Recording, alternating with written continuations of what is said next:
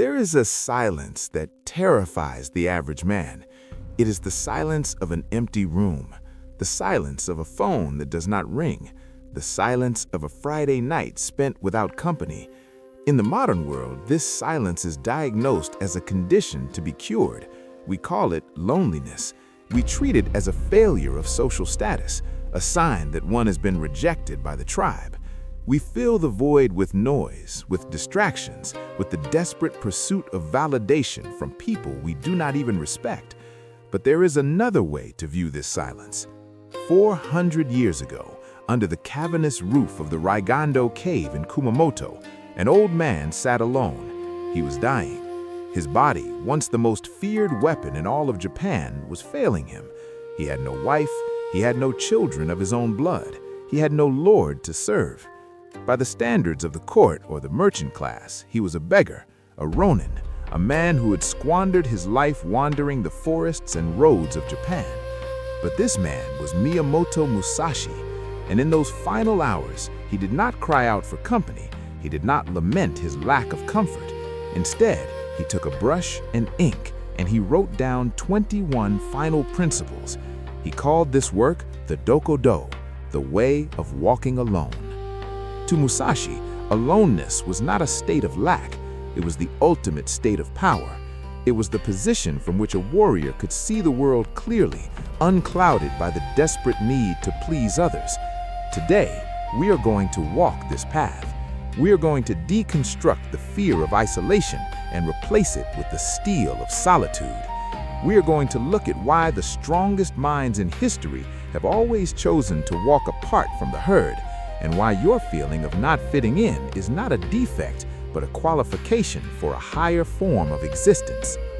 To understand the way of walking alone, you must first understand the shackle that binds the majority of humanity. That shackle is the need for validation. From the moment we are born, we are trained to look outward for permission to feel good about ourselves. A child looks to the parent, the student looks to the teacher, the employee looks to the boss. We calibrate our internal compass based on the applause or the disapproval of the crowd. Musashi rejected this entirely. In the Dokkodo, he wrote, "Do not seek pleasure for its own sake." On the surface, this sounds like an instruction to avoid gluttony or lust, but on a deeper level, it is a command to stop seeking the dopamine hit of external approval. When you seek pleasure from the herd, you become a slave to the herd. You change your behavior, your speech, and your values just to receive a nod of acknowledgement. The warrior who walks alone realizes that the opinion of the sheep is of no consequence to the wolf. If you are constantly adjusting your path to walk alongside others, you will never find your own destination. Musashi fought over 60 duels. In many of them, he was outnumbered. If he had relied on the consensus of the crowd, he would have surrendered before drawing his sword. The crowd always chooses safety. The crowd always chooses comfort. To walk alone is to accept that your values may be offensive to those who live on their knees. There is a profound freedom in this detachment. Imagine for a moment that you no longer require anyone to understand you. Imagine that you no longer need anyone to agree with you. The energy you currently waste on explaining yourself, on trying to fit a square peg into a round hole, is suddenly returned to you. You can direct that energy toward your craft, your discipline, and your own mind. This is the first step of the Dokkodo. You must sever the emotional umbilical cord that connects you to the collective opinion. However, walking alone is not simply about ignoring others. It is about a rigorous internal discipline. Musashi wrote, "Do not regret what you have done." This is one of the hardest principles for the modern mind to grasp. We live in a culture of regret. We replay our past mistakes in high definition, torturing ourselves with what we should have said or what we could have done. When you are alone, the ghosts of the past are loud. Without the noise of social distraction, your regrets will try to consume you. Musashi warns us against this. Regret is a form of self-sabotage. It is a refusal to accept reality. When you regret, you are splitting your mind. Part of you is here, in the present, and part of you is trapped in a past that no longer exists. A warrior cannot fight with a divided mind. To walk alone successfully, you must have total integration of your spirit. You must look at your past, the failures, the embarrassments, the losses, and accept them as the necessary steps that brought you to this moment. The stone does not regret rolling down the hill. The river does not regret the shape of the canyon. You must become as natural as these things. You must say to yourself, I did what I did, and now I am here. This acceptance is what makes the solitary man dangerous. He cannot be shamed because he has already accepted his flaws. He cannot be blackmailed by his past because he owns it completely. When you stop regretting, you stop looking back. And when you stop looking back, your eyes are fixed entirely on the path ahead. This focus is the superpower of the unshaken mind. Musashi continues his instruction with a principle that cuts against the grain of human nature. Never let yourself be saddened by a separation. In his life, Musashi left behind lovers, friends, and students. He understood the impermanence of all things. In our lives, we often define ourselves by who we are. I say, I am a husband, I am a friend, I am a member of this group. When those connections are broken through death, breakup, or betrayal, we feel as though we have lost a part of ourselves. The way of walking alone teaches us that we are complete unto ourselves. Relationships are like clouds passing in front of a mountain. They may bring rain, they may bring shade, and they may bring beauty, but when they pass, the mountain remains. If your stability depends on another person standing next to you, you are already unstable. This is not a call to be cold or unloving. Musashi was a man of deep feeling. He was an artist, a poet, and a philosopher, but he understood that attachment leads to suffering. When you cling to people, you suffocate them and you weaken yourself. By being willing to walk alone, you actually become a better companion. You are not with people because you need them to prop you up. You are with them because you choose to be. And if the time comes for you to part ways, you can do so without your spirit collapsing. This resilience is rare. Look around you. You see men and women who stay in toxic situations because they are terrified of the empty room. They would rather be disrespected and undervalued than to be alone. The follower of the Dokkodo does not make this trade. He knows that solitude is preferable to false company. He knows that standing alone in the truth is better than standing with 1,000 people in a lie. Let us go deeper into the psychology of this path. Musashi wrote, resentment and complaint are neither for oneself nor others. When you walk alone, you lose the luxury of complaining. Who are you going to complain to? The trees? The sky? The walls of your room? Complaining is a social signal. It is a cry for sympathy. It is a way of saying, look at how hard my life is. Please pity me. The solitary warrior realizes that the universe is indifferent to his complaints. The rain falls on the just and the unjust alike. Complaining about the difficulty of the path does not make the path smoother. It only wastes the breath you need to climb it. This is why the man who walks alone often seems so quiet to others. He is not suppressing his emotions. He simply realizes that voicing his grievances changes nothing. He channels that frustration into action. If he is cold, he builds a fire. If he is weak, he trains. If he is ignorant, he studies. He becomes the solution to his own problems. This self-reliance creates a formidable gravity.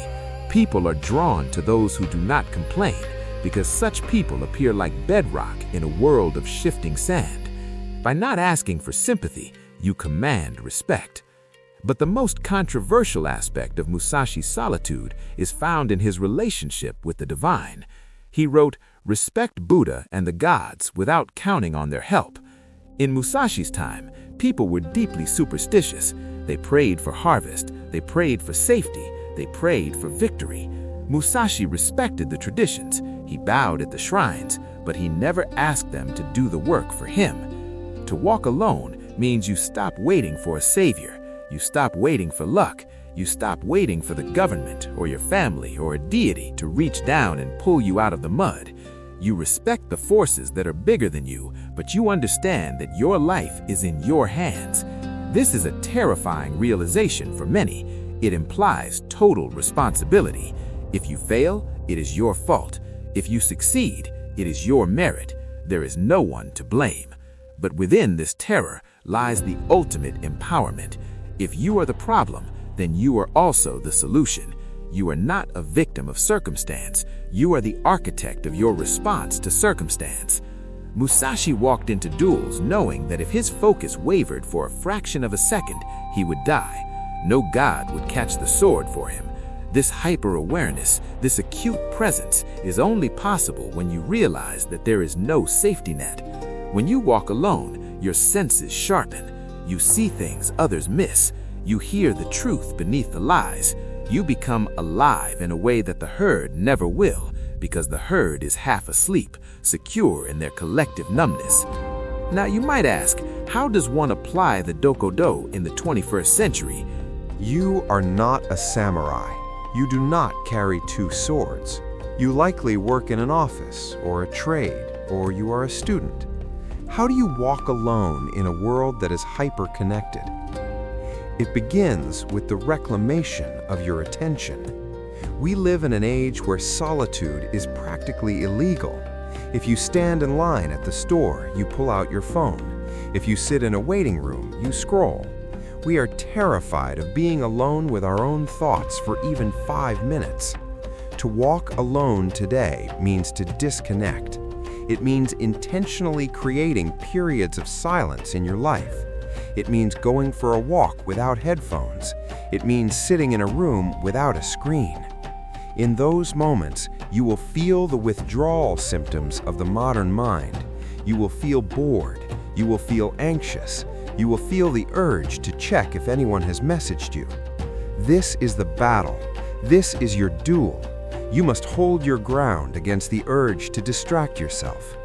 In that silence, you will hear your own voice for the first time in years. You will figure out what you actually believe versus what you have been told to believe. You will find that your creativity returns because creativity requires the empty space of solitude to breathe. Musashi spent years wandering the mountains. He observed nature. He watched how the water flowed, how the trees rooted themselves. He realized that nature does not rush, yet everything is accomplished. By removing himself from the chaotic timeline of humanity, he synced himself with the timeline of the universe. You must do the same. You must step out of the rat race, even if only mentally.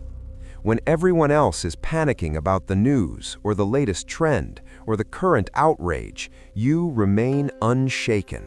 You are watching from a distance. You are walking your own path. This path requires a change in how you view your possessions and your environment. Musashi wrote, "Do not seek to possess either goods or fiefs for your old age." He died with almost nothing. He gave away his swords. He understood that the more you own, the more you are owned. In our consumer culture, we build fortresses of stuff to protect us from the feeling of aloneness. We buy things to signal our worth. The warrior strips this away. He asks, "What do I actually need?" The less you need, the more mobile you are. The less you need, the harder you are to control. A man who requires luxury is easily bought. A man who is content with a bowl of rice and the sky above him is incorruptible. Walking alone also means accepting that you will be misunderstood. When you start applying these principles, people will change how they treat you. Some will call you aloof. Some will call you arrogant. They will try to pull you back into the drama, back into the gossip, back into the collective misery. You must view this with compassion, but with detachment. They are acting out of fear. They see your independence as a judgment on their dependence. Do not argue with them. Do not try to convert them to your way. Musashi did not start a religion. He did not hand out pamphlets. He simply lived his truth so fiercely that he became a legend. Let your life be your argument. There is a concept in Japanese philosophy called mushin, or no mind.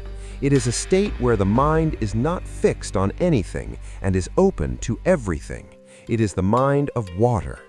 When you walk alone, you are cultivating Mushin.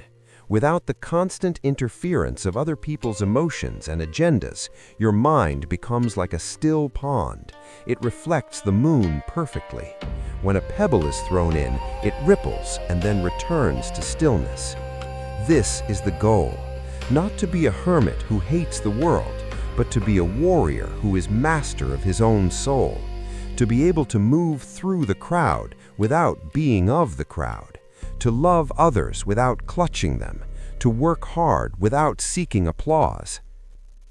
As we reach the end of this meditation, I want you to reframe your current situation. If you are feeling lonely right now, if you feel like an outsider, do not despair.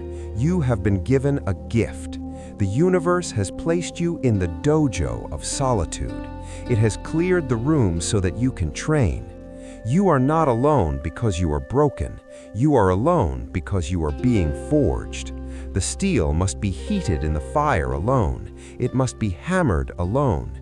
It is only after the forging that the sword is ready for a purpose. Musashi's Dokkodo ends with the line, "Never stray from the way." Once you have chosen to walk alone, you must commit to it. There will be days when it is hard. There will be nights when the silence is deafening. But remember the alternative. The alternative is to lose yourself in the noise. The alternative is to live a life scripted by others, to die full of regrets, wondering who you could have been if you had the courage to step away. Embrace the silence. Embrace the solitude. Stand straight. Breathe deeply. You are in the company of the greatest spirits who have ever lived. You are walking the path of the unshaken mind. You are walking alone, and in that aloneness, you are infinite. The path is open before you. Step forward.